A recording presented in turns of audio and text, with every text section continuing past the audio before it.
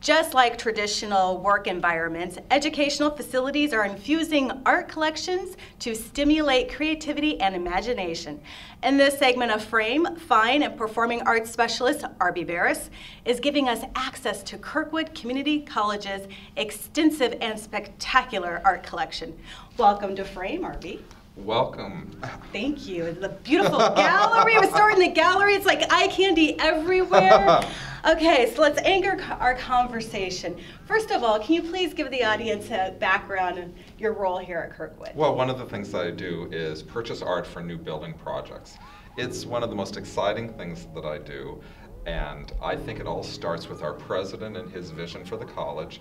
We have lots of great new building projects going on. It's really fun and it's really great to get to know artists, to work with gallery owners. Everything is so well done, and it's very clear that design is an important part of Kirkwood's communication and involvement in the community.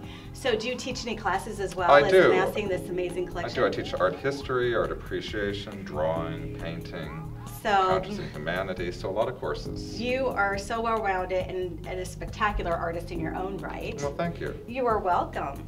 I understand that we are in front of a few of your favorite pieces.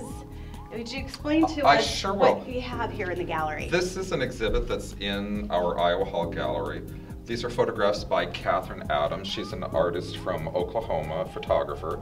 She was at the University of Iowa getting a PhD in art history, and she turned to photography. And the interesting thing about Catherine's work is that she uses 19th century processes.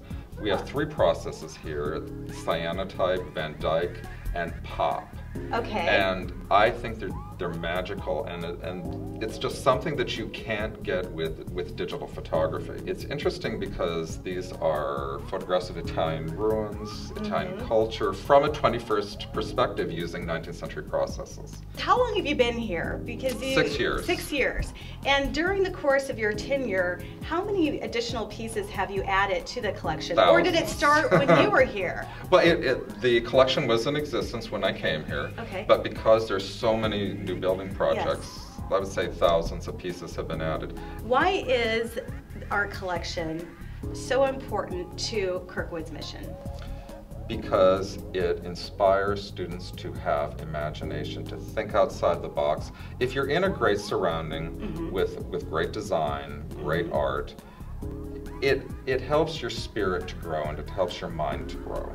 This is true. And we have photographs and original drawings, for example, that students can use in classes to write narratives, to write nonfiction work as well. So they can be used for all different purposes. Let's talk about the range of media that you have in the collection. The Kirkwood collection is diverse.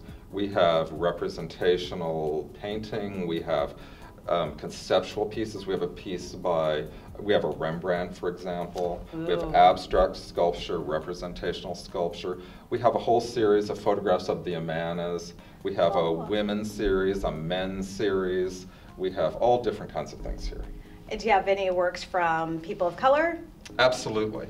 Everybody. Very, very inclusive collection. We have wonderful photographs of the civil rights movement from the 1960s. We have original photographs of Martin Luther King. Really? So it's really a great collection. Migrant workers we have an entire series of, so it's great. Where do we find these? All through Kirkwood. Just take a tour. Work has to do two things. Okay. It has to, first of all, complement the interior design. Also should reflect the people that are going to inhabit the building. And I think it's really important for students to be exposed to art and to experience the fullness that it has to offer, and to see it not as something just as a pretty piece, but somehow affects their lives. It's meaningful, it has purpose, you're very purposeful. Well, thank you. I believe in everything that I've seen, and I know I've just personally touched the tip of the iceberg here. You have. You know where I'll be for a little while. Do you want to take a tour Absolutely, and discuss some of the pieces? Okay, we're going to take you on a tour. Let's talk about this because this is a really great piece. This is by Chuck Barth. He was a professor at Mount Mercy. And Chuck loves to use imagery from South America. And I think it is spectacular. Photographs by our photography students. So the entire wall is lined with these photographs, and I think they're just really beautiful and really magical. They all are. I love this fall. All of them. I'm not going to pick a favorite. I appreciate Okay, I think them that's all. good. I think that's politically correct. Oh, it's honest. It's honest. And that one is beautiful. The colors, those flowers in the sky. Gorgeous. You can't make that up. This is a really interesting piece because I bought it at a tattoo parlor. Oh. A friend of mine invited me to go to an art exhibit at a tattoo parlor. The owner is also an artist, and I saw this piece, which is the Sullivan Brothers, that all of them lost their lives during World War II. I think they're from Waterloo. Oh. And so I thought this was a really good opportunity to combine history with art. I agree. This is beautiful. We have an original photograph of Martin Luther King. This is when he spoke at Coe College in the 1960s. This is one of my favorite pieces at Kirkwood, a photograph taken in the 1960s, The Child Divided, when a lot of the civil rights movement was happening. It's so evocative, and a copy of this is in the Metropolitan Museum of Art. So, this is by Joan Liffring-Zugbouré. I think it's one of the most moving pieces we have here. Very much so. I appreciate the commitment that Kirkwood and you have to representing artists of all backgrounds and cultures. It's the way we learn. It's very important.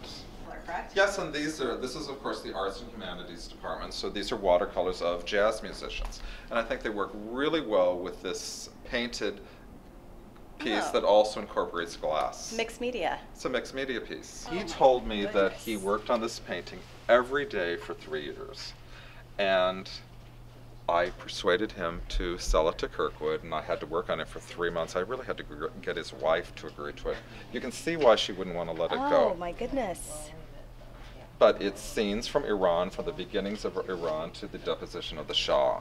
So I think it just has such wonderful opportunities from an artistic standpoint, from a cultural standpoint, from a historical standpoint, from a religious standpoint, just so many. So I have a question for you. I'm Yes. walking around with my camera, as you all can see. Is it okay for people when they're touring the buildings to take photographs But of the you know art? what, it's mandatory. It's mandatory. Oh, we like this.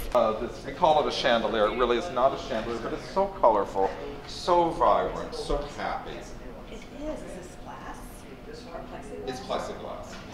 This is the piece. This is a kinetic piece outdoors. If you see it from the parking lot, has a wonderful relationship, especially when it's moving. It's not moving right now because the wind's not blowing, with the wind turbine.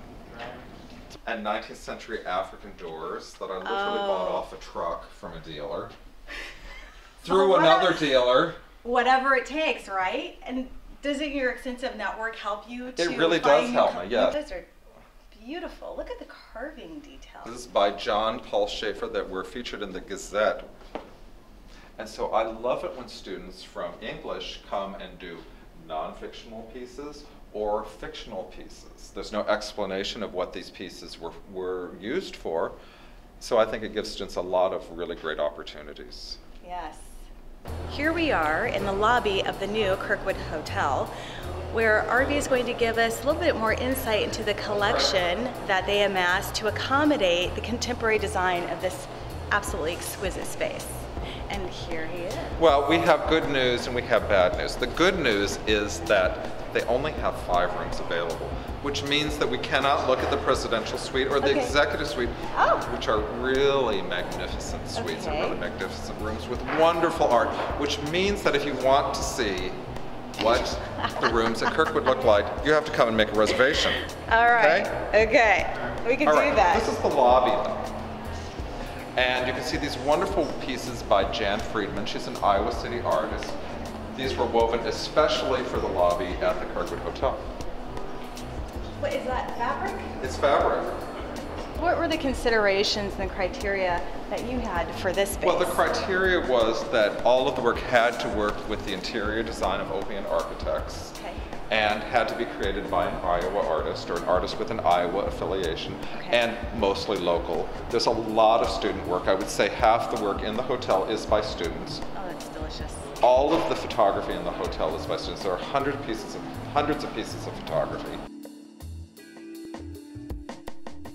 We have another piece, another chandelier, created by Conifer Smith, whom you took the glass blowing class with. Yes. And Jessie Aronson, one of her students. I think the ball in the center is really spectacular. That is. Do you have any wrapping thoughts for individuals watching the show and learning about the collection, just about art overall and its place in society, especially in commercial environments, if you will? Well, I think commercial environments are waking up and smelling the coffee, and saying that art really does have a place in our everyday lives, yes, and is an important part of productivity in the workplace. It's certainly imperative for our students to have that here, and it's something that our Board of Trustees sees, and it's something that our President and our Cabinet see. Well, we appreciate you, everyone involved in supporting you in the process of continuing to build this collection, and for giving students the hand up so their art can be seen by the world. So this is all that's what it's about. It is. It's all about that. Well, thank you everyone for tuning into this segment of Frame.